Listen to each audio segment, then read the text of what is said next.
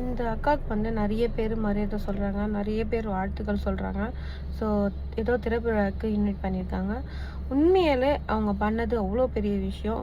இது யாராவது பண்ணுவாங்களான்னு எனக்கு தெரியல. நானே பண்ணுவேன்னானா எனக்கு தெரியல. பட் தெரியல எனக்கு உண்மையில. ஆனால் இவங்க பண்ணது அவ்வளோ பெரிய விஷயம். அவ்வளோ மரியாதை கொடுக்கறது ரொம்பவே சூப்பரான ஒரு விஷயம்.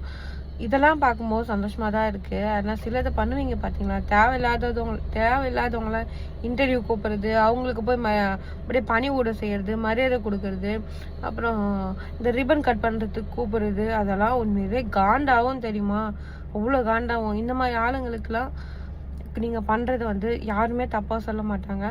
ஏன்னா அவங்க பண்ண விஷயம் அப்படி.